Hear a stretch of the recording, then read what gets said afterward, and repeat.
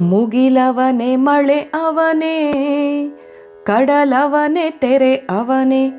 ಮುಗಿಲವನೇ ಮಳೆ ಅವನೇ, ಕಡಲವನೇ ತೆರೆ ಅವನೇ. ಅರಿಯುವೊಡೆ ಅರಿ ಅವನ ನಿತ್ಯ ನಿರ್ಗುಣನ. ಅರಿಯುವೊಡೆ ಅರಿ ಅವನ ನಿತ್ಯ ನಿರ್ಗುಣನ.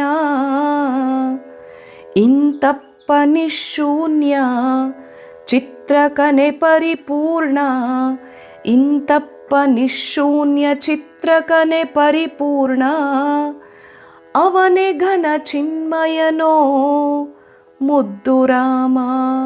ಅವನೇ ಘನ ಚಿನ್ಮಯನೋ ಮುದ್ದು ರಾಮ. ಮುಗಿಲವನೇ ಮಳೆ ಅವನೇ, ಕಡಲವನೇ ತೆರೆ ಅವನೇ. ಅರಿಯುವಡೆ ಅರಿ ಅವನ ನಿತ್ಯ ನಿರ್ಗುಣನ. ಅವನೇ ಘನಚಿನ್ಮಯನೋ ಮುದ್ದು ರಾಮನ್. ದೇವರಿಗೆ ರೂಪ ಎಂಬುವುದು ಇಲ್ಲ.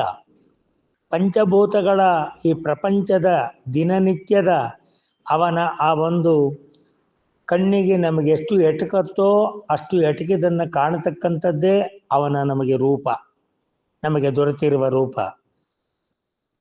ಭಗವದ್ಗೀತೆ ಒಳಗೆ ಬಾಯಿ ತೆರೆಸಿ ಯಶೋದೆ ಕೃಷ್ಣನ ಮೂಲಕ ವಿಶ್ವರೂಪ ದರ್ಶನವನ್ನು ಮಾಡುತ್ತಾ ಗಾಬರಿಯಾದಂತೆ ನಾವು ಅವನ ಅಖಂಡ ವಿಶ್ವರೂಪವನ್ನು ನೋಡುವುದಕ್ಕೆ ಸಾಧ್ಯವಾಗೋದೇ ಇಲ್ಲ.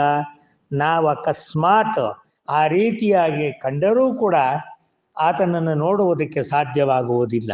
ಕಾರಣ ಅವನು ಜಗದಗಲ ಮುಗಿಲಗಲ ಮಿಗೆಯಗಲ. ಅಂಥವನನ್ನು ನಮ್ಮ ಕಣ್ಣಿನಗಲಕ್ಕೆ ಕಾಣಲಿಕ್ಕೆ ಸಾಧ್ಯವೇ? ಇಲ್ಲವೇ ಇಲ್ಲ. ಆದರೆ ಅವನ ವೈವಿಧ್ಯಮಯವಾಗಿರ್ತಕ್ಕಂಥ ಈ ಒಂದು ಕೃಪಾ ಸೃಷ್ಟಿ ಅದಿದೆಯಲ್ಲ, ಅದನ್ನು ನೋಡೋದಕ್ಕೆ ಕೃಪಾ ದೃಷ್ಟಿ ಕೊಟ್ಟಿದ್ದಾನಲ್ಲ, ಅದನ್ನು ಸಮಷ್ಟಿ ಪ್ರಜ್ಞೆಯಿಂದ ನೋಡಿದಾಗ ನಮ್ಮ ಬದುಕು ಹಸನಾಗುತ್ತೆ. ಆ ದೃಷ್ಟಿಯಲ್ಲಿ ಇಂಥ ಒಂದು ವಿಶ್ವರೂಪವನ್ನು ವಿಸ್ಮಯಗೊಳಿಸುವುದರ ಮೂಲಕ ನಮ್ಮ ಕಣ್ಣು ಮುಂದೆಯೇ ಅನೇಕ ರೂಪಗಳನ್ನು ತಾಳತಕ್ಕಂತಹ ಅವನ ಆ ಒಂದು ನಿಗೂಢತೆಯ ಸಂಕಲ್ಪ ನಾವು ಏನು ಮಾಡಿದರೂ ಬಿಡಿಸಲಾಗದು. ತಸ್ಮಾನ್ ನಾನಾ ರೂಪ ಭವಂತಿ, ತಸ್ಮಾನ್ ನಾನಾ ರೂಪ ಪಶವಃ ಬಹುರೂಪ ಭವಂತಿ. ಹಾಗಾದ್ರೆ ಯಾಕೆ ಭಾವಿಸೋದು? ಅವರವರ ಭಾವಕ್ಕೆ, ಅವರವರ ಭಕುತಿಗೆ, ಅವರವರ ತೆರನಂತೆ ನಾವೇನು ಜಗತ್ತಲ್ಲಿ ಕಾಣುತ್ತೇವೋ ಅದೆಲ್ಲ ಜಗದೀಶ್ವರನ ಸ್ವರೂಪ ಅಂತಕ್ಕಂಥದ್ದು ನಮ್ಮ ನಂಬಿಕೆಯಲ್ಲಿ ದೃಢವಾದಾಗ ನಮ್ಮ ಬದುಕಿಗೆ ಸತ್ಯಂ ಶಿವಂ ಸುಂದರಂ ದರ್ಶನ ಸ್ಪಷ್ಟವಾಗಿ ಆದಂತೆಯೇ ಹೌದು. ನಮಸ್ಕಾರ.